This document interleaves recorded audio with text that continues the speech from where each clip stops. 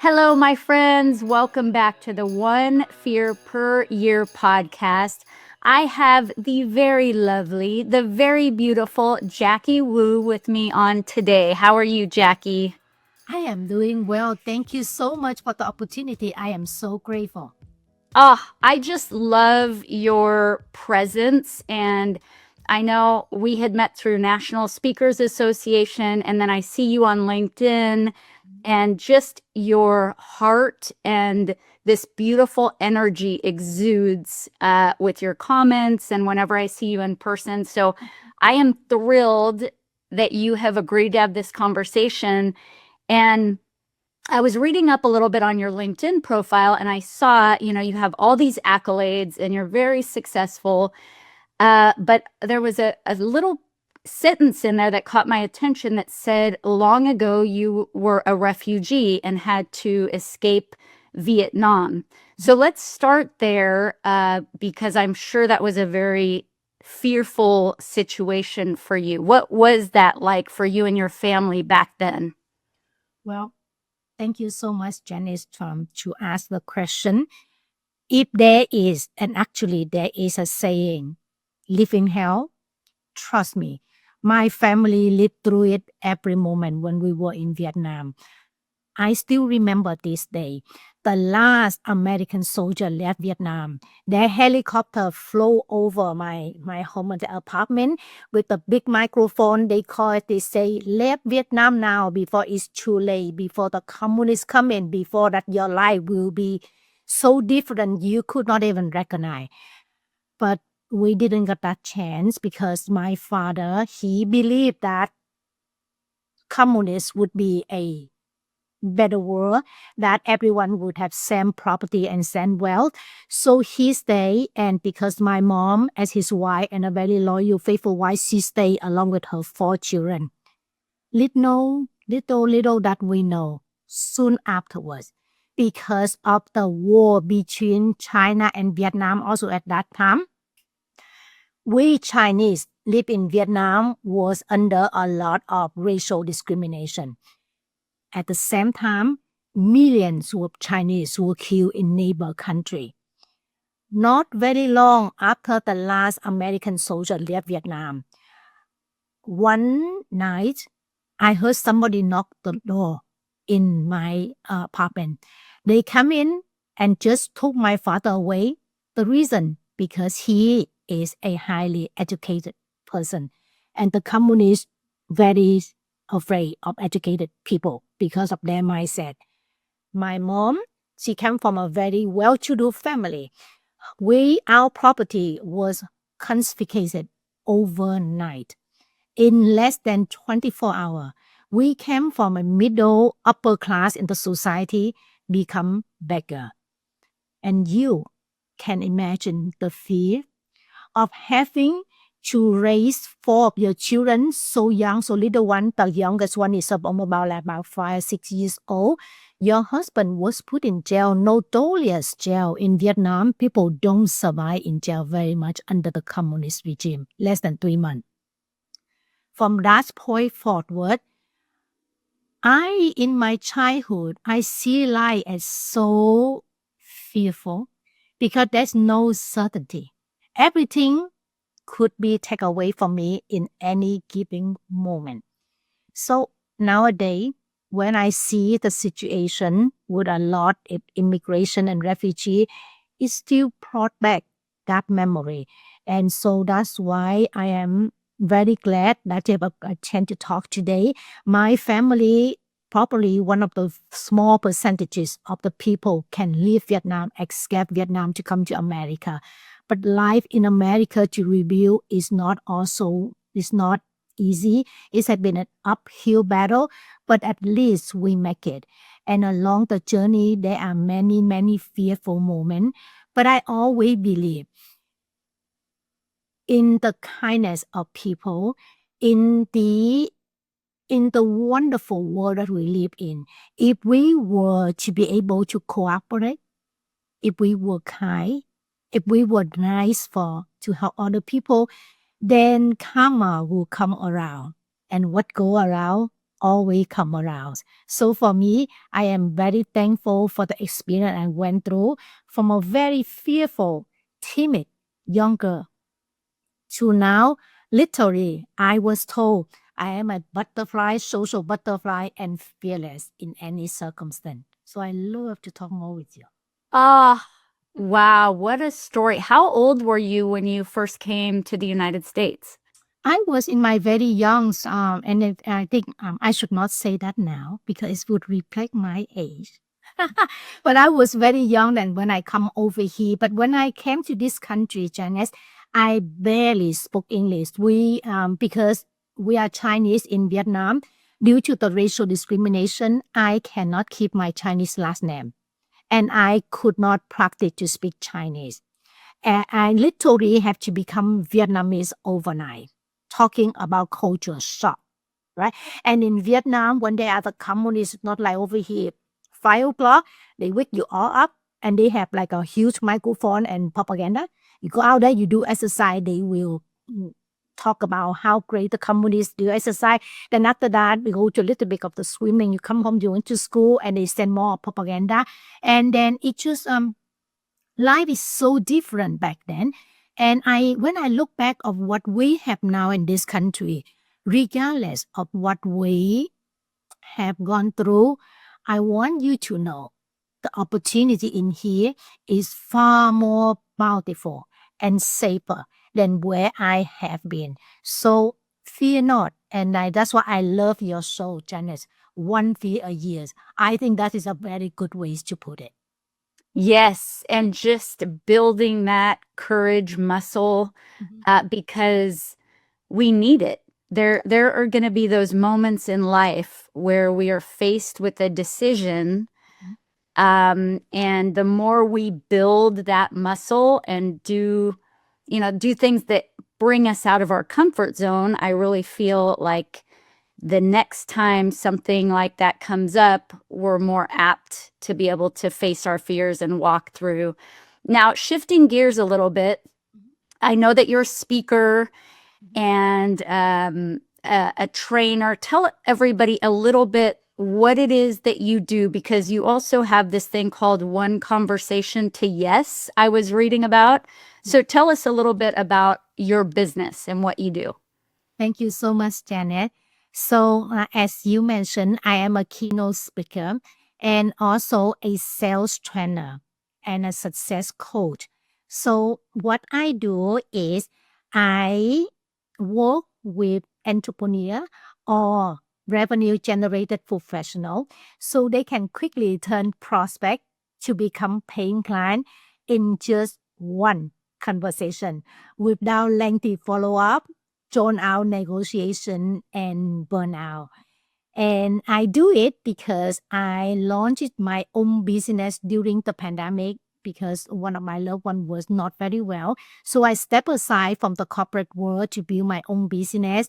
And using the skill that I have for my Fortune 500 company, I literally, in less than 1 year, serve clients across multiple company.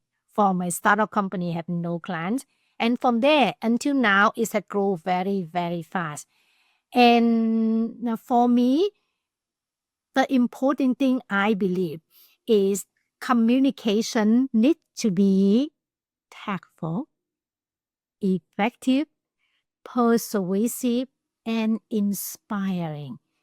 If we can master that skill, imagine if you're a business owner, you can get your client on the first talk on the spot versus having to do lengthy follow-up and the sales cycle. And if you just a professional or just individual, imagine that if your communication skill can be enhanced, you talk with your loved one, you talk with the other person, you'll be able to get their collaboration willingly, happily, in just one conversation. And that's what I do to help others to enhance their communication, to accelerate their business growth, and achieve their dream goal much faster in one stride.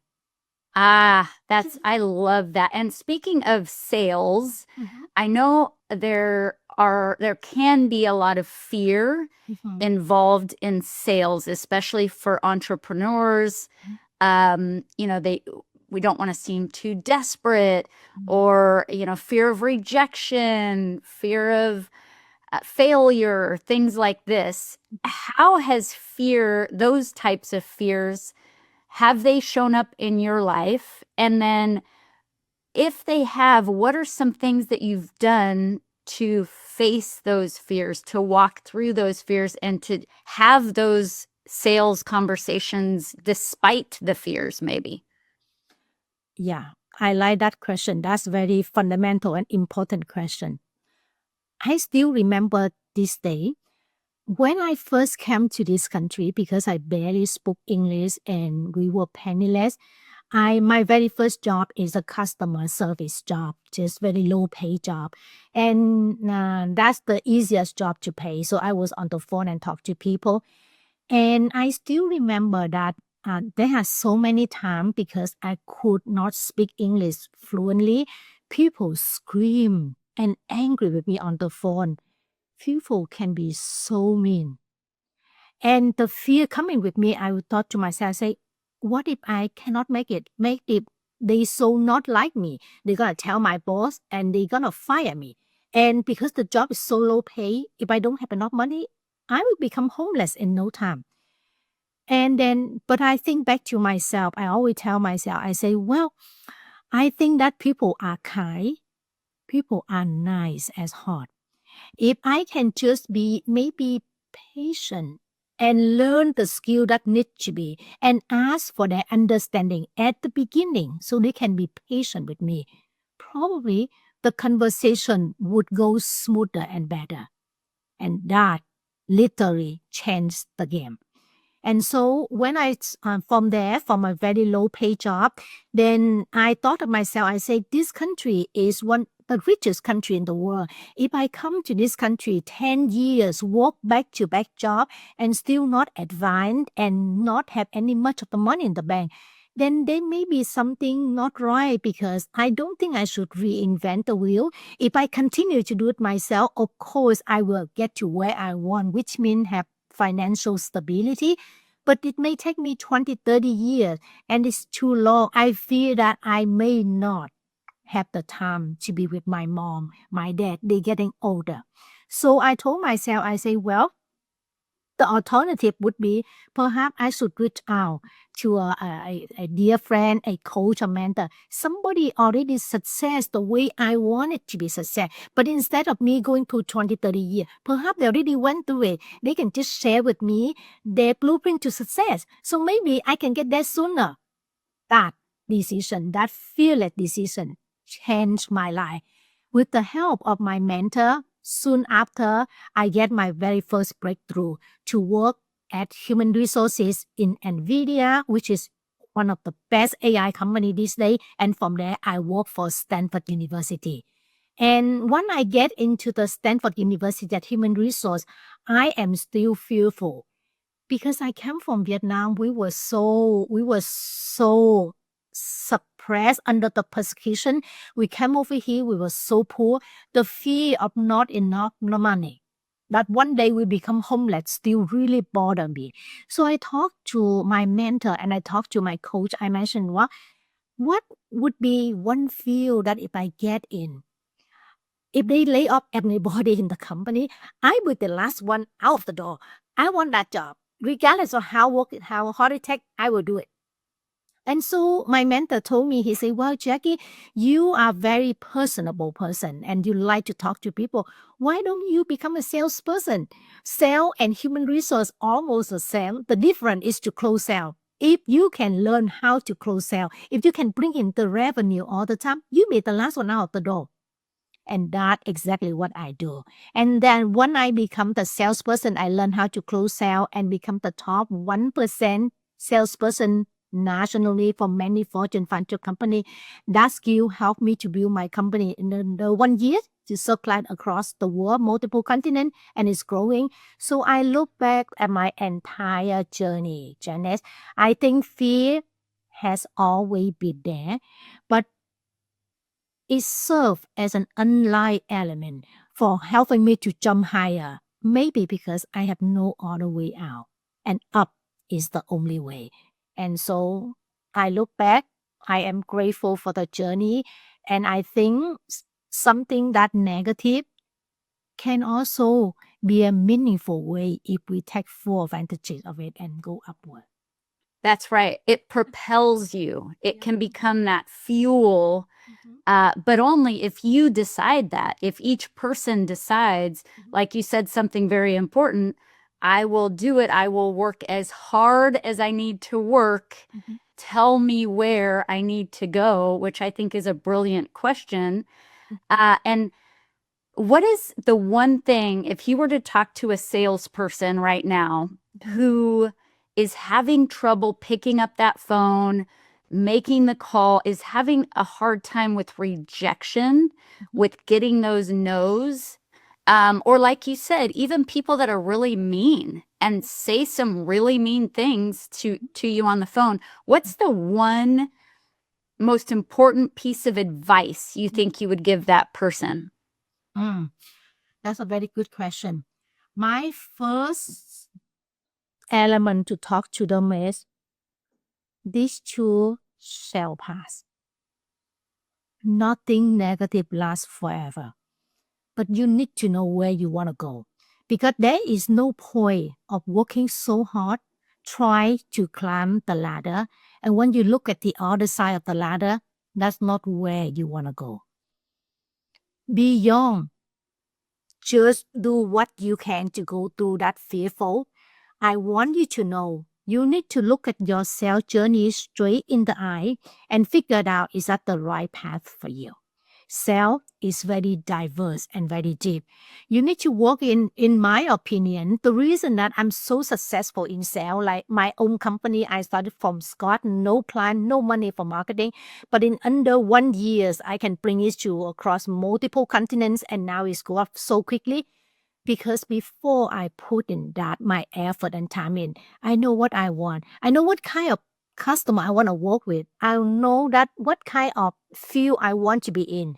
Because if we work in the job, especially sales, when there is quota on our head every quarter, every month, every week, and if we don't have the passion and not really have the skill for it, it's very, very hard to overcome. So my suggestion to you is if you need the job right now, you have to do it, then go online and learn how to close the sale. Or connect with me on LinkedIn. I show you how you can close the sale quickly in one conversation.